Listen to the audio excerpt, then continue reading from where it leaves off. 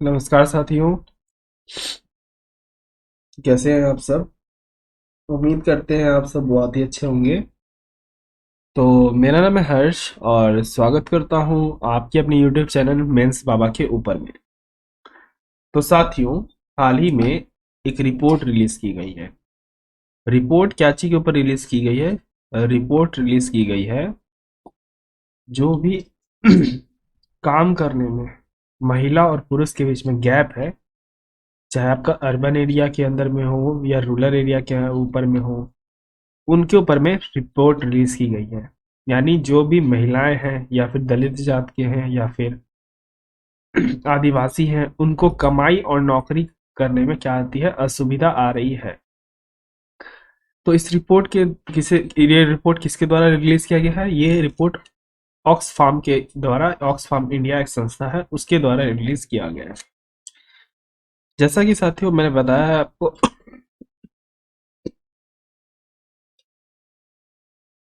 जैसा कि साथियों मैंने बताया कम्युनिटी पोस्ट में भी कि मेरी तबीयत खराब है, तो मैंने पीपीटी नहीं बनाया है। ओके। रिपोर्ट आया, मैंने देखा, तो पढ़ाना इम्पोर्टेंट था ये रिपोर्ट, क्योंकि रिपोर्ट पढ़ने से आप आंसर राइटिंग को अच्छे तरीके से फ्रेम कर सकते हैं। तो मैं चाहूँगा तो रेस्ट ले सकता हूँ, और आप ये भी बोलोगे कि सर आप रेस्ट ले लो, लेकिन लगता है जब मेरे अंदर कैपेसिटी है तो मैं पढ़ा सकूंगा, तब तक मैं पढ़ाऊंगा। क्लासेस बहुत दिन छूट चुकी है, 3 दिन क्लासेस नहीं हुई है, और मेरा कोशिश रहता है कि क्लासेस ना छूटे, एक ना एक दिन कोई क्लासेस टॉपिक पे आए। तो आज मैंने पीपीटी नहीं बनाया है, बस मैं पॉइंट लिख लिख के समझाऊंगा।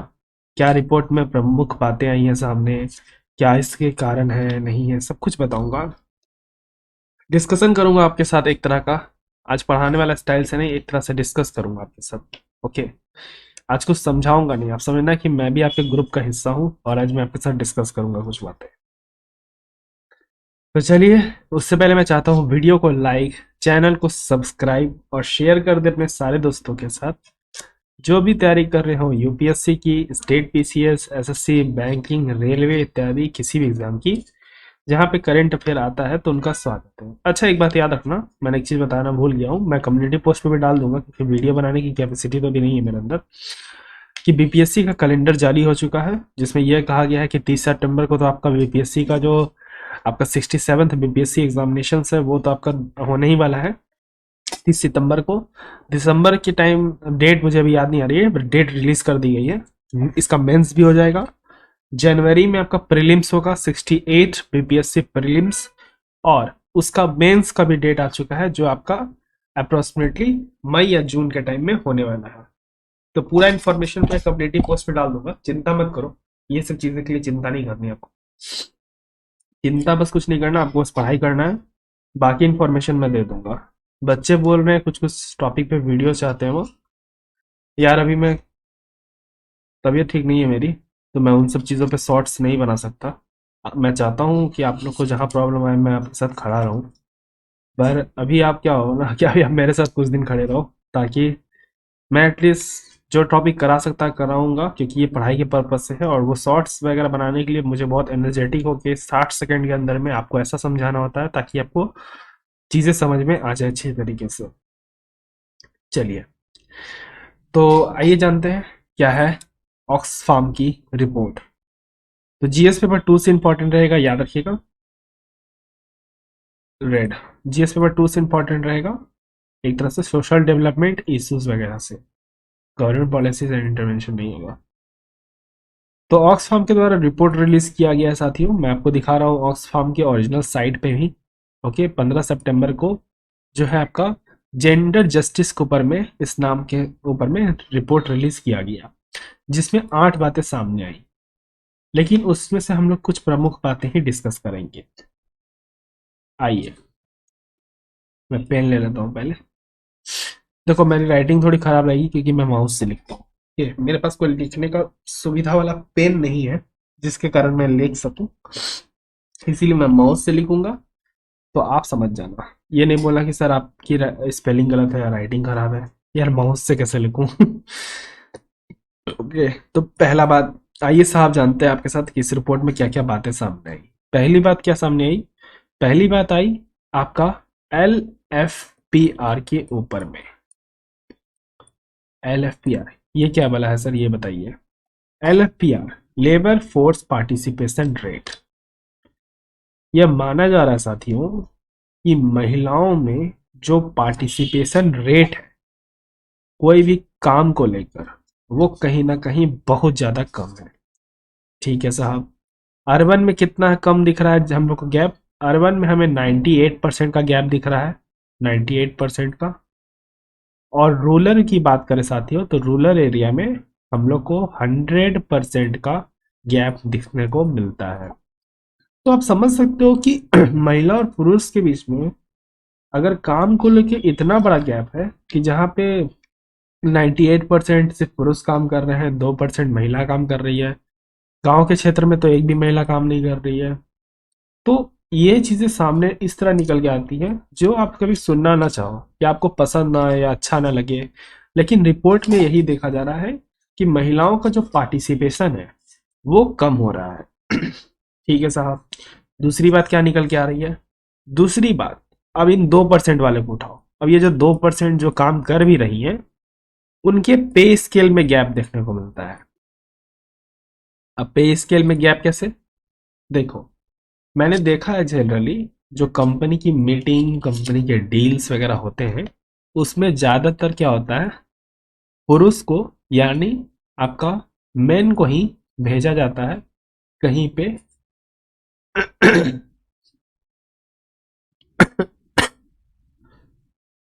कहीं पे मीटिंग करने के लिए। तो क्या होता है ना कि अगर उनके हाथ में मीटिंग सफल होती है तो उनको बोनस, उनको अलग अलग टाइप की सैलरीज, ये सब उनको मिलती है। तो उनका पे स्केल अच्छा रहता है। लेकिन वुमेन का जहाँ 2% काम कर रही है उनका पे स्केल कहीं ना कहीं कम रहता है। ठीक है। तीसरी बात क्या निकल के आई रिपोर्ट में? तीसरी बात निकल के आई SC ST, जहां जातीय भेदभाव। ये देखा जा रहा है कि जो SC ST ग्रुप की महिलाएं हैं उनको काम नहीं मिल रहा है। पुरुष को तो ठीक मिल रहा है लेकिन महिलाओं को नहीं मिल रहा। ये सब कुछ प्रमुख बातें निकल के आई सब। ये 3 बहुत इंपॉर्टेंट मुद्दे हैं, याद रखना। बाकी कुछ नहीं है। एक डेटा है, ये भी लिख लो आप। एक डेटा क्या आया? डेटा ये आया है कि चौथे पॉइंट में डेटा ये आया है कि जो पोस्ट कोविड 19 है, यानी कोविड 19 खत्म हुआ, इकोनॉमी खुली, सब लोग बाहर आए, अब क्या हुआ, काम तो चला गया, काम ढूंढने निकले। उसमें यह देखा जा रहा है कि आपका इस कदर गिर रहा है एम्प्लॉयमेंट रेट महिलाओं के केस में कि 2014 में, नहीं सॉरी 2004 में, याद रखिएगा 2004 में कितना था, 41.6%।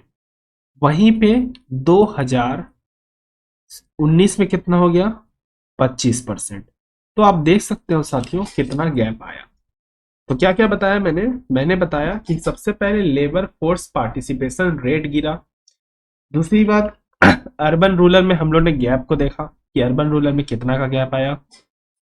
उसके बाद जो 2% महिलाएं माफ कीजिए, 2% महिलाएं जो अर्बन एरिया में काम भी कर रही है उनके पे स्केल्स को हम लोग ने देखा कि पे स्केल उनका कितना कम है। ठीक है साहब। जात जातीय भेदभाव है, SC ST है तो काम नहीं मिल रहा है बोल के कि तुम SC ST से बिलोंग करती हो। दूसरी बात, पोस्ट कोविड 19 के बाद हम देख रहे हैं कि लगातार जो है एम्प्लॉयमेंट रेट गिर ही रहा है। अभी एक रिपोर्ट रिलीज की साथियों, आपका सीई, मैं बता देता हूँ, CEIM ऐसे ही कुछ करके नाम देख लेना। मैंने बताया है इसके ऊपर सेंट्रल इकोनॉमिक करके कुछ, इसका सेंट्रल एम्प्लॉयमेंट ऐसा करके कुछ है। ओके, मैंने इसके ऊपर में बताया है शॉर्ट्स के अंदर में, आप देख सकते हो जाके। तो उसमें यह मेंशन किया गया है कि भारत की जो अनएम्प्लॉयमेंट रेट है वो लगातार बढ़ते जा रही है और वो बढ़ के इस बार 9% तक आ चुकी है। तो कहा जा रहा है कि कम से कम 10 लोगों में, आप ऐसा समझो कि 10 लोगों में तो 5 से 6 लोग तो बेरोजगार ही बैठे हैं। ओके, बेरोजगारी बढ़ते जा रही है, महंगाई बढ़ता जा रहा है। केस क्या बनेगा? स्टैगफ्लेशन का। बार बार बोलता हूँ, याद रखिएगा। केस क्या बनेगा? स्टैगफ्लेशन का। ओके, स्टैगफ्लेशन का। तो इन्फ्लेशन का केस क्या होता है साथियों? इन्फ्लेशन का केस होता है जहाँ पे चीज़ों के दाम बढ़ते हैं, उसके बाद आपके हाथ में मनी नहीं होता, तो उस मनी होता है, आप उस दाम पे खरीदते हो, तो ये क्या बनाता है? ये इन्फ्लेशन बनाता है। लेकिन क्या होता है, चीज़ों के दाम भी बढ़ते हैं, कुछ लोग के हाथ में मनी भी है, और ऊपर से रोजगार, यहाँ पे क्या है ना, रोजगार क्रिएट होगा ना, तो आपकी इकोनॉमी प्रॉब्लम नहीं क्रिएट करेगी। अगर इन्फ्लेशन भी रहा, लेकिन अगर एम्प्लॉयमेंट जनरेट हो रही है, जैसे मान के चलो किसी कंट्री के अंदर में एम्प्लॉयमेंट आता है और महंगाई बढ़ती है, तो वो समस्या नहीं है, क्योंकि वो एक टाइम में गिरेगा और उसके बाद वो सही हो जाएगा। समस्या तब होती है ना कि जब नौकरी नहीं हो, महंगाई हो, तब जाके समस्या क्रिएट होता है, और वो केस स्टैगफ्लेशन का बनता है, जो बहुत ही खतरनाक है। तो प्रमुख बातें हम लोग चार कौन से डिस्कस की साथियों, मैं एक बार इसे क्लियर कर देता हूँ। क्लियर इंक किधर से होता है भाई? अच्छा, हाँ, हो गया। प्रमुख कौन सी बातें हैं, मैं 4 पॉइंट लिख रहा हूँ, प्लीज नोट डाउन कर लीजिएगा। आज पीपीटी नहीं बनाया मैंने, माफ कीजिएगा इस चीज के लिए। सबसे पहले बताया मैंने LFPR यानी लेबर फोर्स पार्टिसिपेशन रेट। दूसरा, पोस्ट कोविड 19 के बाद, पोस्ट कोविड 19 के बाद सिनेरियो क्या था। तीसरा, SC ST को लेके भेदभाव। चौथा बात क्या सामने आया, पे स्केल। इन चारों चीजों पे हम लोगों ने क्या किया, डिस्कस किया। अब आइए साथियों, जानते हैं आपके साथ क्या वो प्रमुख कारण है, ऐसा हो क्यों रहा है, रीजंस क्या है रिपोर्ट के हिसाब से। पहला रीजन तो ये कहा जा रहा है साथियों, सबसे पहला रीजन है सोशल फैक्टर। नोट डाउन करते चलिएगा, सोशल फैक्टर। या थोड़ा सा इसको सही कर लेना, माउस से नहीं लिख पा रहा हूं मैं। Social factor. अब ये सोशल फैक्टर क्या है? आज भी कहीं ना कहीं सोच है, महिलाएं क्या करेंगी जॉब करके, काम किचन में है उनका, क्या करेगी जॉब करके, रहो घर में, रहो घर का काम देखो, तुम बाहर जाने लायक नहीं हो तो घर में बैठो, घर को संभालो, एक आदमी जॉब कर रहा है। इस तरह के घटिया सोच, नीचे वाले सोच को हमें क्या करना है, बदलना पड़ेगा। क्या देना पड़ेगा ऐसे इसको बदलने के लिए? एजुकेशन। कंक्लूजन भी आप लिखते चलना, एजुकेशन देना पड़ेगा। एजुकेशन देने से क्या होगा, लोगों की सोच में परिवर्तन आएगी। दूसरा गैप क्यों ला रहा है साथियों, जो आपका गैप आ रहा है वो आ रहा है 98% का। तो दूसरा गैप क्यों आ रहा है, दूसरा गैप आ रहा है, दूसरा रीजन क्या है? दूसरा रीजन है आपका दूसरा रीजन है दूसरा रीजन है आपका क्या था, हाँ, एजुकेशन। याद आ गया, एजुकेशन। एजुकेशन साथियों, जैसे कि आप देखते होंगे कि महिलाओं का जल्दी शादी हो जाता है, बहुत लोग का तो कॉलेज में ही हो जाता है, ग्रेजुएशन भी पूरा नहीं होता, 12th के बाद हो जाता है। अगर उनका एज लीगल हो गया है, तो उनकी शादी जल्दी हो जाती है, आगे उनको पढ़ने नहीं दिया जाता, जॉब करने नहीं दिया जाता। तो ये केस सामने निकल के आ रहा है, जो एक तरह से क्या बना रहा है, गैप बना रहा है। तीसरा रीजन, तीसरा रीजन है साथियों आपका pregnancy leave. Pregnancy leave, leave. Pregnancy leave क्यों बोला मैंने?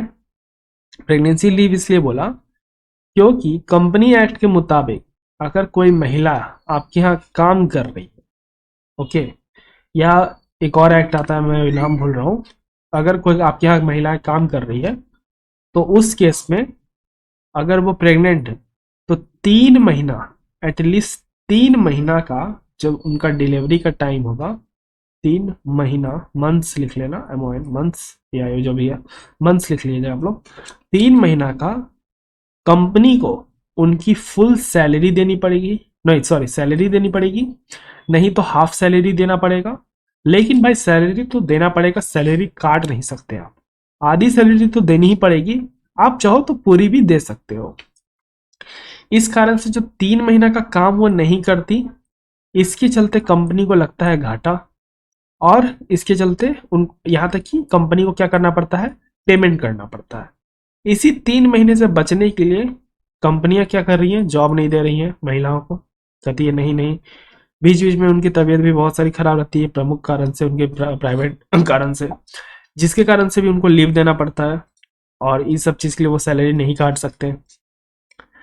तो कहीं ना कहीं इन सब चीज़ों से बचने के लिए कंपनी जो है, ये लोग तो, कंपनी क्या चाहती है कि 100 रुपये कमाओ तब तुम्हें 10 रुपया दूंगा। कंपनी तो फ्री में पैसे देना नहीं चाहती। इसके चलते भी हम देखते हैं साथियों, कहीं ना कहीं क्या आता है, गैप आता है। तो दूसरी बात, रीजन जो आया है वो आया है आपका कोविड 19। कोविड 19 के बाद जो भी महिलाएं जॉब में थी, उन्हें भी जॉब छोड़ना पड़ा। और जॉब छोड़ना पड़ा तो ठीक है, लेकिन अब उनका जॉब लग नहीं रहा। पुरुष का जॉब तो चलो कहीं ना कहीं भी लगना शुरू हो गया है, लेकिन महिलाओं का तो बिल्कुल नहीं लग रहा। ये दयनीय स्थिति बनी हुई है। तो साथियों, ये कुछ प्रमुख कारण हैं।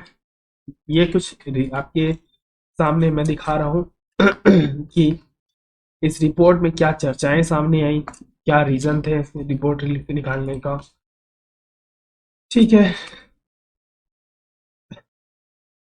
आइए सॉल्यूशन पे बात करते हैं। आज मैं आपके साथ डिस्कशन कर रहा हूँ एक तरह से, ठीक है। मैंने भी कुछ ऐसा नहीं है कि इसे लिख रखा है या मैं पहले से पढ़ लिया मैंने सॉल्यूशन। आज मैं आपके साथ चलिए डिस्कशन करते हैं कि क्या हमें सॉल्यूशन मिल सकता है। पहला तो मैंने कहा था आपको कि हमें एजुकेट करना होगा, उनको पढ़ने का पूरा हक देना होगा। ठीक है साहब, और कुछ निकाल सकते हैं हम लोग यहाँ पे। एक एजुकेशन हो गया, दूसरा, दूसरा क्या निकाल सकते हैं हम लोग साथियों।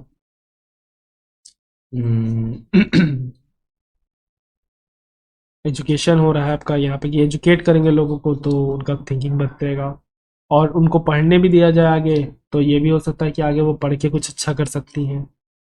हमें समानताएं देखना पड़ेगी, इक्वालिटी। अगला पॉइंट क्या निकल के आ रहा है साथियों, इक्वालिटी।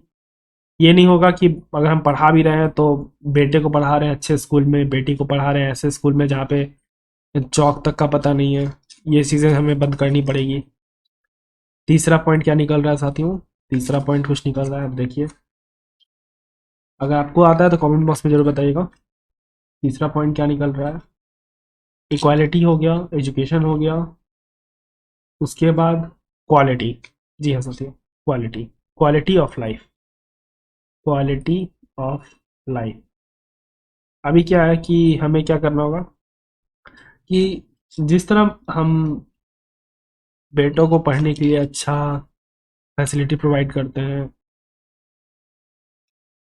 किताब को भी प्रोवाइड करते हैं, मटेरियल्स प्रोवाइड करते हैं, और उनको कुछ जल्दी काम भी नहीं बोलते हैं, तो इसलिए क्या होगा, महिलाओं के साथ भी वैसा ही ट्रीटमेंट करना होगा। उनके ऊपर भी काम का, घर का काम का, बाहर के काम का बर्डन कम करना होगा, ताकि वो क्या कर सकें, कक्षा से आने के बाद अपनी बचे हुए काम को कर सकें। तो यहाँ पे 3 बातें साथियों निकल रही है। ये सब जो सॉल्यूशन है ये आप लिख सकते हो। और भी कुछ सॉल्यूशन अगर आपको लग रहा है तो कमेंट बॉक्स में जरूर बताइएगा, क्योंकि मैं भी चाहता हूँ कि आप भी मेरे साथ डिस्कशन करो क्योंकि जब तक भी मेरी तबीयत ठीक नहीं होती है, आप भी मेरे साथ डिस्कशन कीजिए। तो हम लोग ने कहा कि ये ऑक्सी बोलता हूँ, सॉरी, ऑक्सफार्म के द्वारा रिलीज किया गया रिपोर्ट। ओके, एक मिनट। हाँ, ऑक्सफार्म के द्वारा रिलीज, ऑक्स, इससे अच्छा तो मैं यही वाला मार्कर ले लेता, एटलीस्ट लिखा तो रहा अच्छा से तो ऑक्सफार्म के द्वारा रिपोर्ट रिलीज किया गया है। अब ये ऑक्सफार्म है क्या? ऑक्सफार्म साथियों एक ग्लोबल संस्था है जो किसके ऊपर में काम करता है, 3 बात के ऊपर में काम करता है। इनइक्वालिटी यानी असमानता हटाओ, गरीबी हटाओ, और जो अन्याय कर रहा है उनको हटाओ। जितने भी तरह के लोग हैं पूरे रीजन में, पूरे विश्व भर में, उनको एक जगह लेके आओ ताकि भविष्य में हम लोग अच्छे से काम कर सके। इसके ऊपर में क्वेश्चन ये कहना चाहिए, एक बनता है आप लोग का मेंस का, तो इसके ऊपर में एक साफ क्वेश्चन बनता है कि जो जेंडर डिस्क्रिमिनेशन आ रहा है एम्प्लॉयमेंट के केस में या एजुकेशन के केस में, ये कुछ नया नहीं है हमारे लिए। ठीक है, ये कुछ नया नहीं है। ये हम देख रहे हैं कि हर तरह की रिपोर्ट में भारत की ऐसी दयनीय स्थिति बनी हुई है, चाहे वो आपका एम्प्लॉयमेंट के केस में हो, एजुकेशन के केस में हो, या फिर अन्य केस में हो, महिलाओं को पीछे रखा जाता है। तो क्या ऐसे गतिविधियां चल रही हैं या फिर क्या ऐसे कारण हैं जिसके कारण ये सब हो रहा है, और क्या ऐसे हम सुधार सकते हैं, नहीं सुधार सकते हैं? इस पर आप क्या करो, एक तरह की टिप्पणी करो या इवेलुएट करो या फिर इसे एक्सप्लेन करो 250 वर्ड्स के अंदर में, ताकि ये चीजें समझ में आए कि आप थिंकिंग कैसे करते हो। ऊपर से आपको ये भी लिखना है कि सरकार के द्वारा कौन कौन सी योजना चलाई जा रही है।